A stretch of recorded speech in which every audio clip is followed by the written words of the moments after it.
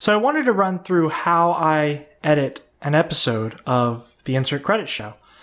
And this is a particularly good week because they stopped recording after 6 minutes to fix their microphones. So I can just show you a small file and my computer won't die processing. But you can get the idea of how it works. So first I open Audacity and I pull in the files. So let's just start with Frank. And what I've asked them to do is to record 10 seconds of silence at the beginning. So I can normally find that pretty easily. It's either here or here, but it's here. And first what I do is I select that, listen to it. Looks like someone breathed there. So I make sure that there's nothing too gross in it. And then I open noise reduction.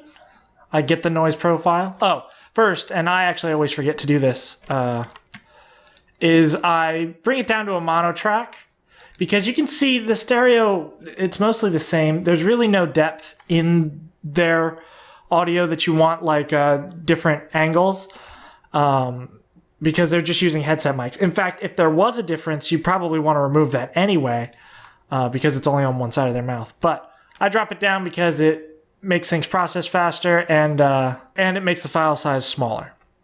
So back to noise reduction, get the profile, select it all, open it back up, and I just use the default settings and I reduce it.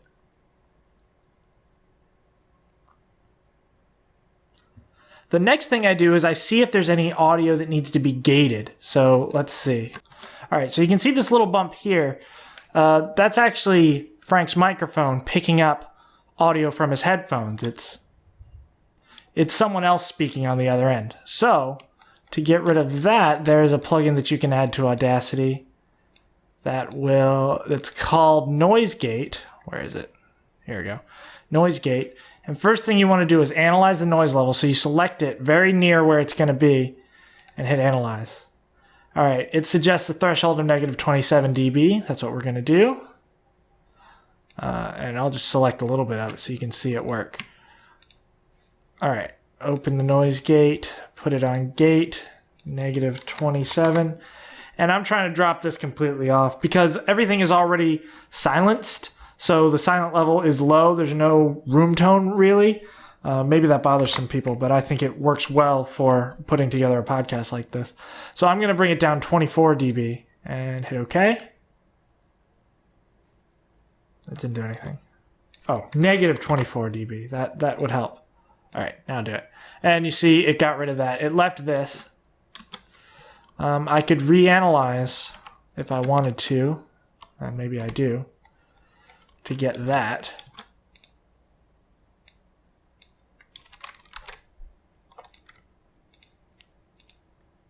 Negative 25. All right, well, let's just do it again with 25. Gate. Okay. And I did the whole track this time.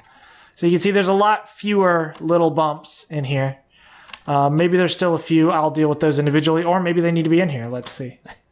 Yeah, see, that's him laughing, so I don't want to get rid of that. I'm just trying to get out the feedback sound. All right, and now another thing I like to do, you can see he's really high here, and he's kind of low here and low here. I like to bring everything to generally the same level, so I use a plugin called Compress Dynamics. It's actually Chris's Compress Dynamics, named after the guy who made it. These are the settings that I use, 0.8, 19.5 I found to be very useful, 2, and 0.85. All right, so what this does is this compresses it, which doesn't actually make everything smaller. It just brings everything to a certain level. This I just leave default because it's the hardness of the compression. It can distort if you bring it too high, so I just leave it at half.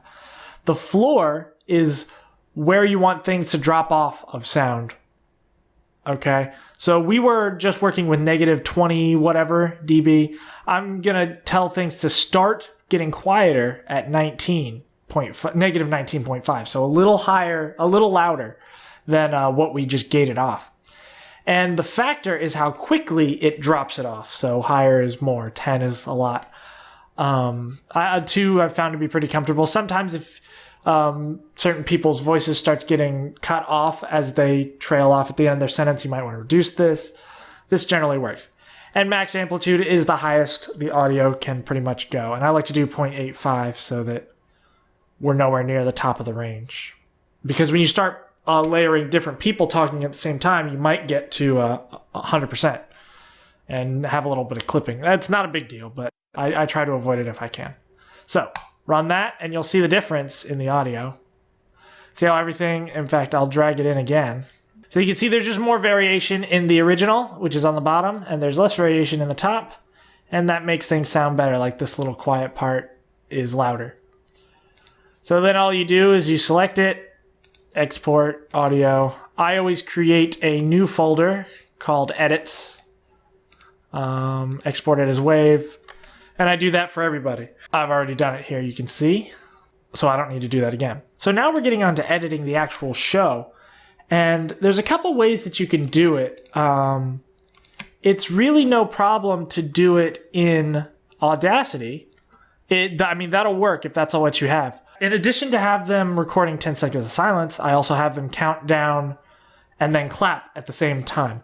It doesn't matter whether the audio is lagged for Google Hangouts. It only matters that they perceive that the claps happen when they think it happened. Like, if they hear the other person clap and it's out of sync, that's not a big deal. That's just Google Hangouts messing up. But they're going to talk in relation to what they hear. So if one person counts down and then they clap, they're all going to be pretty much in sync. And I think you can hear that in the episodes where we started doing separate audio files instead of just taking the Google Hangouts. So I got to find the clap here. So we've got Brandon. I usually like putting Tim on top because he does the counting down, then Brandon, then Frank. So I can pretty much just look at this and tell you that this is Brandon's clap, this is Frank's clap, and this is probably Tim because he counts 3, 2, 1, clap. Yeah, you can hear that there. So 3, 2, 1. Yeah, I was right. I did just edit this, so maybe I was cheating. So you can just line these up like this, and then it's probably fine. If you want to do it 3, this 2, way. 1. Ready? 3, 2, 1. That's All close right. enough. That seems like a thing. That sounds right. Yeah, it's all right. Right. Yeah. So you can tell that it makes sense. Actually, if I scroll here, this might even make more sense. Tim Rogers, how you guys doing? Yeah. I'm okay. Yeah. All right. So that's a way to do it. If that's all I was going to do, I would do it in here and then just export it as an MP3. But because I sometimes have to edit out a bunch of little things like this. Yes. Yeah. No. Where did it start? Here. That sounds right. So you can hear maybe in the background. So Brandon's got some mic shuffling going on in this episode. And I won't edit them all out because that would take forever sometimes, but I will edit it out when it's convenient for me. And sometimes there's little, someone will start typing and I can cut that out real quick. So the way that I like to edit is Premiere, which is a video editing program. I'm familiar with it because I make videos. So it ends up being the easiest for me. And I'll open up the project that I've already edited. So you can see I've removed some parts, not the whole thing, just a few glaring, obvious sound problems. I don't have time to edit it hardcore, but I could do a little bit. So let me duplicate this and I'll delete it. All right. So the way I would start is I would bring these files in. Oh, they've actually already got them. Okay, that's good. I can show you. And then I'll find the clap the same way.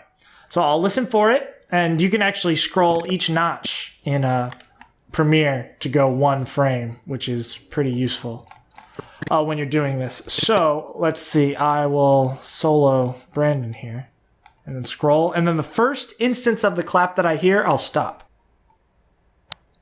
See, so that first clap, and you can see I've already put a mark there. All you do is you double click it, you hit mark, and it puts one of these little arrow things in.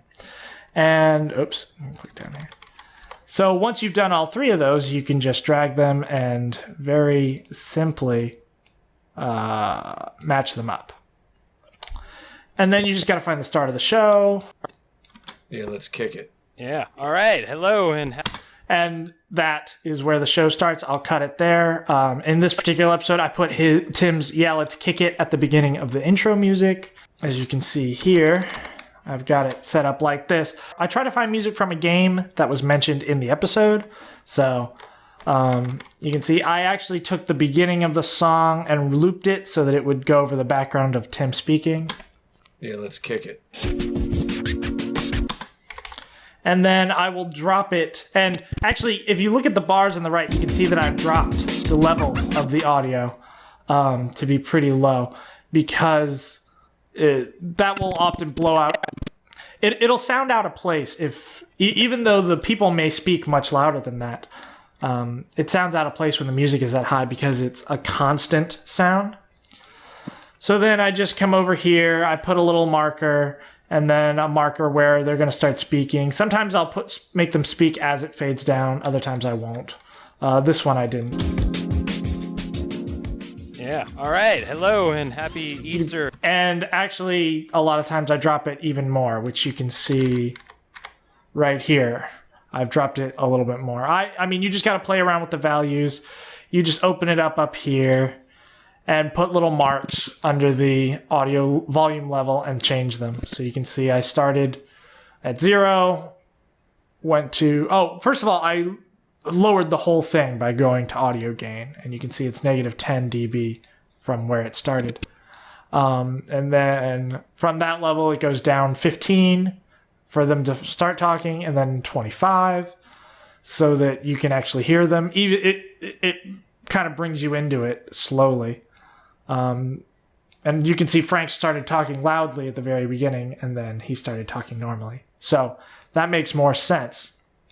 And then I'll find a good point to end it, and I'll drop it from wherever it was to 0. I'll just pull this as far as it can go. It'll automatically set a level there. Basically, that's the beginning. You know, you edit things as you go. Premiere makes it very easy to chop out segments, easier than Audacity for sure. Audacity has shortcuts for that, but you know, sometimes it's annoying. And then at the end of the show, you just... Happy Easter 2016. Thank you, everybody. Good Spring night. break. Insert credit show. I put in the little insert credit show over, yeah. And if there's something fun that I can put, like Tim said what he's going to say, he said it right here. And I just moved it to after that for a little fun bumper. So it's... Everybody, good Spring night. break. Insert credit show. Spring break rules. And then I have a little file here that's just silent so that I can end it on silence and not right after he speaks. Then all I do from here is I export media, and I export it as a wave. The MP3 exporter for Premiere doesn't work the way that I like, and it would end up sounding a little weird. Maybe I could have worked with the settings, but I export it as a wave. That way it's full uncompressed. Close it. No, I don't need that. And then I'll open Audacity again. Drag in the wave. This will take a minute. So you can see we have a nice, mostly level waveform with a few spikes, but nothing major. You can see it goes down to 0 at the beginning. And I didn't really make sure it started at 0 this time. Sometimes I will, but turns out it did, so it's fine. And I will just export that audio, this time as an MP3. These are the options that I use to make it a small but still pretty good sounding file. You can just copy these if you want. I don't know what they mean. I needed constant audio for something one day, and I just kept it or constant bitrate for something. I think it was a video editor. I needed that at some point, so I just kept it. It's probably not necessary for the podcast. Maybe I could do variable and drop the file size more. But 64 kilobits, joint stereo. Don't know what that means. It's just what I use. And I export it. And then we've got a file. Now, while I'm listening to the episode, I always take a bunch of notes. I have the topics, the games mentioned, any quotes that I think are of note. That way I can add that information to the RSS and the Facebook posts and the Twitter posts and the webpage posts. Try to make it engaging as possible. So, and then I just edit the item for the RSS feed, drop it into the full feed, upload it to archive.org, and that's pretty much it. If you want to start making your own audio show or just edit audio for a video to make it clear and listenable, it doesn't have the same kind of atmospheric effect as maybe movies do, but it makes everything sound clear and the right volume the whole time. If you use any of these tips, let me know. If you have any tips of your own, find me on social media. And thanks for watching.